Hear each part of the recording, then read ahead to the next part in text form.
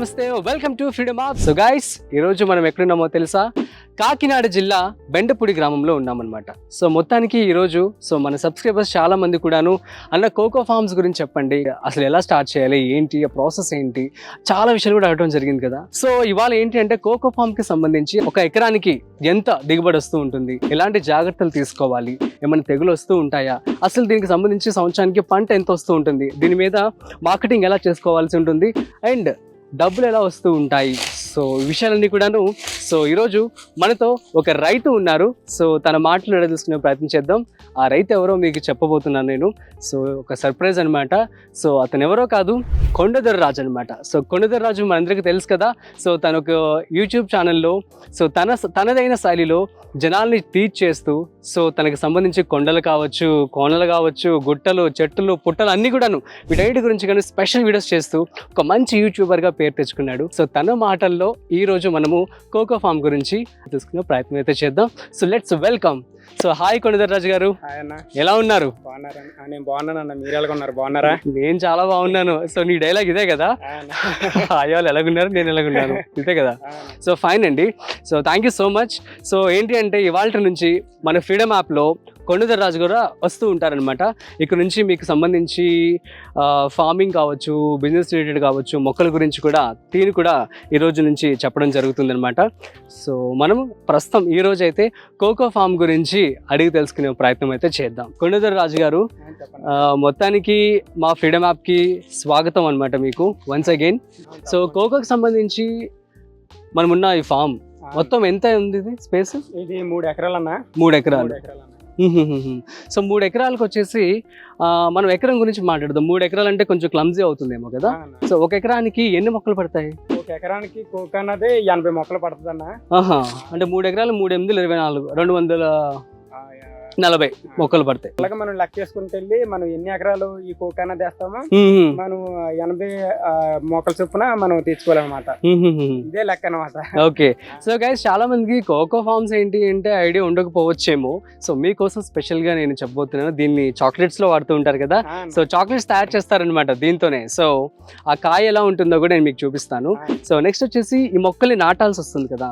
So నాటేటప్పుడు ఏమైనా జాగ్రత్తలు తీసుకోవాలి అంటే ఇంత గ్యాప్ లోనే నాటాలి అని చెప్పి ఉంటుంది కదా. తీసుకోవాలన్నా మొక్కకి దూరం 2.7 సెంటీమీటర్ల దూరం అన్న తీసుకోవాలన్నా. ఓకే. అలా తీసుకొని ఈ అనేది చెప్పడం మర్చిపోయినా, ఈ కోకో పంట అన్నది కొబ్బరి పంటలో అంతర పంట కింద వేస్తారన్న.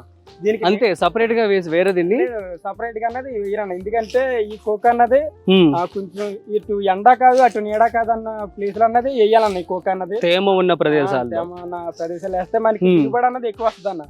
అందుకని ఇక్కడ చూడండి అన్న, చుట్టూ మనకి కొబ్బరి మొక్కలు ఉన్నాయి కదా. అవునవును. కొబ్బరి మొక్కలు అన్నది అంతర పంట కింద ఈ కోకో అన్నది వేసారు. ఓకే. సో గైస్, మీకు డబుల్ ధమాకా అనమాట. సో ఎవరైతే ఈ యొక్క కోకో పంటని వేసుకోవాలనుకుంటున్నారో మీరు అంతర్ పంటగా కూడా దీన్ని వేసుకోవచ్చు అంట. సో కొబ్బరి తోటల మధ్యలో ఈ యొక్క కోకో ఫామ్ అయితే ఉందన్నమాట. సో అట్లా కూడా పంట అనేది రన్ అవుతూ ఉంటుందంట. సో మనమైతే చూస్తున్నాం ఇక్కడ ఆల్రెడీ కాయ రెడీ అయిపోయింది. అంటే ఇది కాయన్న పొండ అయితే కొంచెం ఎల్లో రంగన్నది వస్తుందన్న. వచ్చినప్పుడు కూలను పెట్టి రైతులు అన్నది కోస్తారన్న. కోసి ఫార్మింగ్ అన్నది పట్టుకెళ్ళి అక్కడ లోపల గింజలు ఉంటాయన్న. ఆ గింజలన్నీ ఇలా ఇరిచి ఒక బకెట్ లోకి ఆ గింజలన్నీ వేస్తారన్నమాట. బాగా పిసితే మనకి జిగిరన్నది పోతుంది అన్న. ఎండబెడతారు అనమాట. విత్తనాలు ఎండబెడతారు. ఓకే. అవి ఎండబెట్టిన తర్వాత ఫ్యాక్టరీ అనేది తరలిస్తారు ఆ విత్తనాలు. ఆ విత్తనాలతోనే చాక్లెట్ అనేది తయారవుతుంటుంది. సూపర్ కదా, చూడడానికి చాలా సర్ప్రైజింగ్ గా థ్రిల్లింగ్ గా కూడా ఉంది. నాకైతే ఆ విత్తనాలు చూడాలని ఉంది. నేను మీకోసం ఆ కాయని కట్ చేసి ఆ విత్తనాలు కూడా చూపిస్తాం. సో మన దొరరాజే చూపిస్తారనమాట మీకు.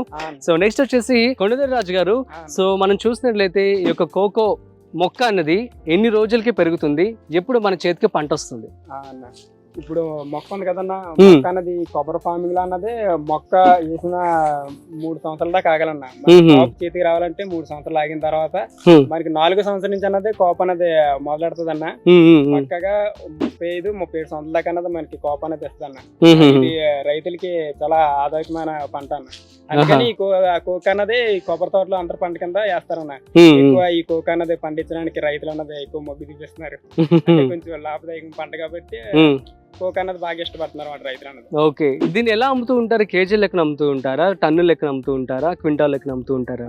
కేజీల లెక్కన అమ్ముతారన్న. ఓకే, ఒక కేజీ ఎంత పలుకుతుంది? కేజీ వచ్చేసి 200 నుంచి 300 దాకా అమ్ముతారన్న. ఒక్కో చెట్టు 1 కేజీ నుంచి 2 కేజీల దాకా కాస్తుంది అన్న ఒక కోకో చెట్టు అన్నది. మీకు చూపిస్తాను రండి అన్న. ఇది 2 కేజీల కంటే ఎక్కువ ఉన్నట్టుందిగా, చాలా ఉన్నాయి కదా దీంట్లో. ఈ కోకోకాయలు అన్నది ఇక్కడ ఇలా కాండానికి కాస్తున్నా. కాండానికి కాస్తూ ఉంటుందా కోకోకాయ? అలాగే పండు అయితే కొంచెం ఎల్లోగా ఉంటది. మీకు ఇంకా కాపు రాలేదు. ఇది ఒకటి కాయ లోపల ఎలా ఉందో మీకు చూపిస్తాను. సో పూలు కూడా ఇక్కడ జస్ట్ స్టెమ్ కే వచ్చాయి అనమాట, పూలు కూడా ఇక్కడ కదా చిన్నగా తెల్లగా ఉంటాయి. Nice nice. యాక్చువల్లీ ఆకుల్లో పూలు వస్తూ చూసాం కానీ ఇక్కడ డిఫరెంట్ గా ఉంది ఇది. Okay okay. లోపల చిన్న అదే గింజల్లా ఉంటాయన్నా.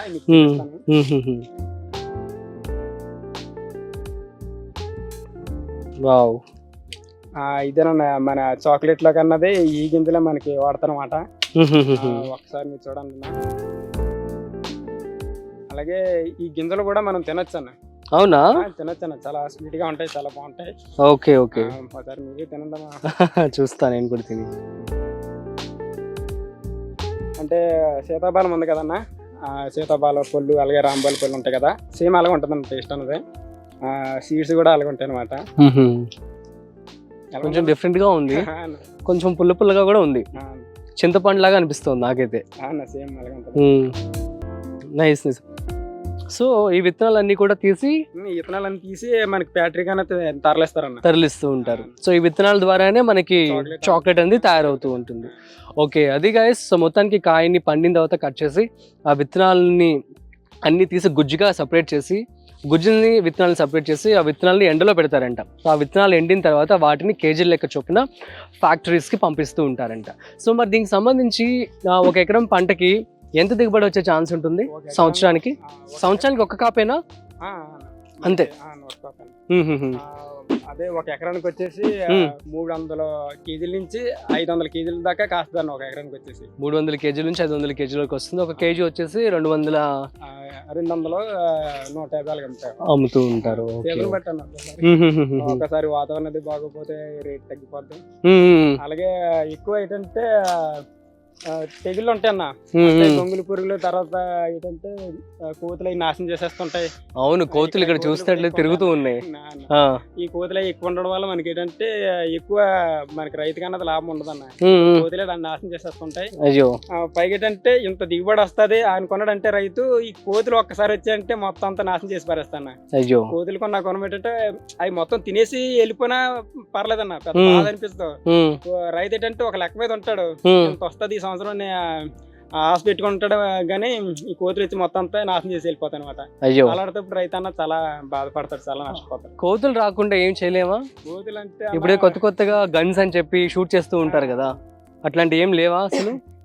అంత సోపున మళ్ళీ వచ్చేస్తాయి కదా, వచ్చేస్తూ ఉంటాయా? 2 అయితే సోపగలం, కానీ ఒక 150 దాకా వచ్చేస్తాను. తోటలో కానీ చాలా కోతులు ఎంటర్ అవుతాయి. అవును అవును. సరే, ఈ కోతులు రాకుండా ఉండాలంటే కొండముచ్చి అనే ఒకటి ఉంటదన్న, ఒకటి తెచ్చుకుంటే కోతులు అనే రావన్నా. అవునా? కొండముచ్చి అన్నదే ఒకటి, దానికి చూసి భయపడుతూ ఉంటాయా అండి? మరి కొండముచ్చి కూడా తిందా? కొండముచ్చి అన్నది ఎంతవరకు తినాలి అంతవరకు తినేసి వెళ్ళిపోద్ది అన్న. రైతుకి అన్నది పెద్దగా నష్టం అన్నది తెప్పిస్తుంది అనమాట. కొండముచ్చి అనేది తెచ్చుకోవచ్చు అనమాట, పెంచుకుంటారన్న కొన్ని ఫామ్లోనే అయితే. Okay okay. సో గైస్, మరి ఎవరైతే ఈ కోకో ఫామ్ కానీ సో ఎవరైతే పెట్టాలనుకుంటున్నారో సో వాళ్ళకి చాలా ఇన్ఫర్మేషన్ అయితే వచ్చిందని చెప్పి నేను అనుకుంటున్నాను. దీనికి సంబంధించి ఏమైనా మందులు వాడాల్సి ఉంటుందా ఆ మొక్క పెరుగుదలకి? మందులు వాడతారన్న, యూరియా, పొటాసు, తర్వాత ఇలాంటివన్నీ చెట్టు మొదలన అది మొక్క పెరిగే కొద్దీ మొదలు అన్నది వేస్తారన్న. 500 గ్రాములు 300 గ్రాములు చొప్పున మొక్క మొదలు అన్నది వేస్తారు. ఓకే, వీటికి నీళ్లు ఎలా ఇవ్వాల్సి ఉంటుంది? నీళ్ళు అంటే కొబ్బరి మొక్కలకి అలాగే డ్రిప్ లైన్ పెడతారు కాబట్టి పక్క నుంచి వీళ్ళకి అందుకుంటాయన్న నీరు అన్నది. పైగా ఏంటంటే నీరు అలాగే అందుకుంటుంది కాబట్టి పాడలు అనేది తీసుకుంటారు అన్న. Okay okay. అలా ఆల్రెడీ ఎలాగో కొబ్బరి తోటలోనే అంతర పంటగా ఉంది కాబట్టి రైతుకు కూడా ఎక్కువ నష్టం వచ్చే ఛాన్స్ ఉండకపోవచ్చు కదా. ఇప్పుడు ఒకవేళ కోతులు వచ్చి ఈ కోకో పంట నాశనం చేసిన ఈ కొబ్బరి పంట మీద అన్నది రైతు అన్నది డిపెండ్ అయిపోతాడు అన్న. ఒకవేళ కోతులు అన్న ఈ కొబ్బరి పంట మీదనే కొబ్బరి పంట నాశనం చేస్తే కొబ్బరి పంట కూడా నాశనం చేస్తాయా? కొబ్బరికాయ ఇప్పుడు కొబ్బరి చెట్టు ఉంది కదన్న, అవును, పైన అన్నది కొబ్బరికాయ అది ఎలాగో హోల్ ఆడితే తెలియదు కానీ హోల్ మాత్రం చాలా చక్కగెట్టి నీళ్ళన్నా తాగేస్తాను. అవునా? నీళ్ళు మొత్తం తాగేసి వెళ్ళిపోద్దన్న. ఓకే. నేను చాలా సార్లు చెట్లు ఎక్కినప్పుడు ఆ పైన కన్నాలు కొడేసింది అనమాట. అయ్యయ్యో. మళ్ళీ ఇందులో ఈ కోకోలో చెప్పుకోవాల్సిన విషయం ఏంటంటే అన్న, ఆకు రాల్చే గుణం ఎక్కువ ఉంటది అన్న. అవునా? కదన్నా, అదే కింద చూసినట్లయితే అసలు అసలు మట్టి నడవడానికి ఏమి లేదు, మొత్తం ఎండిపోయిన ఆకులే ఉన్నాయి అన్నమాట, ఏదో నీట్ గా పరిచినట్లుగాను. దీని వల్ల సేంద్రీయ వ్యవసాయం అన్నది ఇంకా బాగా ఇంప్రూవ్ అవుతుంది అన్న. అవుతుందా అన్న? ఎందుకంటే ఇప్పుడు ఎక్కువ శాతం ఏంటంటే బాగా కాపు రావాలి, బాగా మొక్క బాగా పెరగాలని చెప్పి రకరకాల మందులన్నీ కొడుతున్నారండి ఈ కోకకి, తర్వాత ఈ కొబ్బరి మొక్కలకి. కొట్టిన వాళ్ళు ఏంటంటే క్రాప్ అయితే వస్తుంది కానీ మనుషుల ఆరోగ్యం అన్నది స్థిరంగా ఉండదన్న. ఇప్పుడు అంటే ఈ కోక్కు తిన వల్ల, తర్వాత ఈ కోపండ తాగిన వల్ల ఆరోగ్యం అనేది చెడిపోద్ది అనమాట. అదే ఇలాగ సేంద్రియంగా ఇప్పుడు ఆకుందన్నా అన్నది ఆకు ఎక్కువ రాయిస్తుంది కదా, ఇలాగ ఆకు ఎక్కువ రాసిన వల్ల సేంద్రియ కింద తయారైపోద్ది అనమాట మట్టి అన్నది. చాలా సేంద్రియం తయారవడం వల్ల మనకి సహజమైన పంట అన్నది మనకి దిగుబడి అన్నది వస్తుంది అనమాట.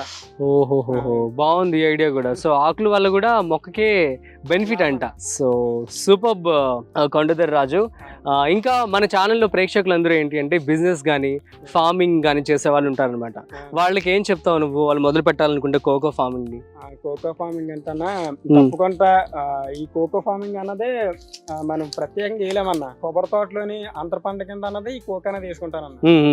ఈ కొబ్బరి తోటలోని వేసుకొచ్చి తర్వాత పామెల్ మొక్కలు వేసుకుంటారు.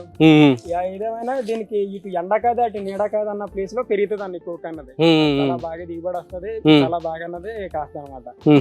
సో మార్కెటింగ్ సంబంధించి ఎలా చేసుకుంటారు అసలు? ఎక్కడికి తీసుకెళ్లాల్సి ఉంటుంది? వాళ్ళే వచ్చి మిమ్మల్ని అప్రోచ్ అవుతారా, లేదంటే మీరు వెళ్ళాల్సి ఉంటుందా?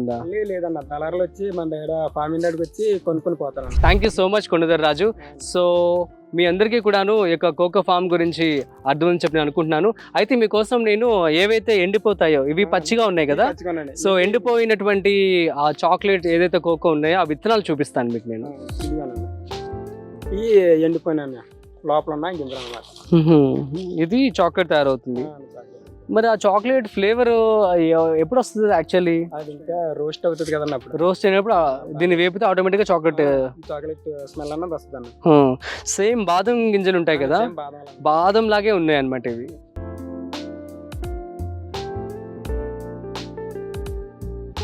సో నైస్ కదా. సో ఈ విత్తనాలని వేపిన తర్వాత స్మెల్ అనేది వస్తూ ఉంటుందా? విత్తనాలు కూడా తినొచ్చా? అవునా? ట్రై చేద్దామా? ఓకే, ఏమైతే నీదే బాధ్యత.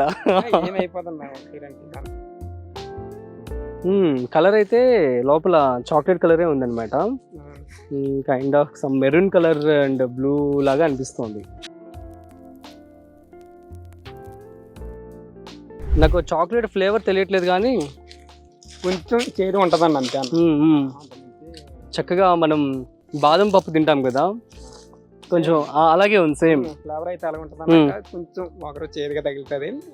ఇది కంపెనీకి వెళ్ళిపోయిన తర్వాత మొత్తం దీంట్లో కలపాల్సిన కెమికల్ అన్ని కలిపి మనకి చాక్లెట్ అన్నది తయారు చేసి మళ్ళీ మార్కెటింగ్ చేయడం జరుగుతుందండి. Super, thank you so much Kondadora Raju. Cocoa గురించి మీ అందరికి అర్థమైంది చెప్పనుకుంటున్నాను. కోకో ఫార్మింగ్ కానీ కోకో బిజినెస్ గురించి సో మంచి ఇన్ఫర్మేషన్ అయితే మనకి కొండదర్ రాజు ఇవ్వడం జరిగింది.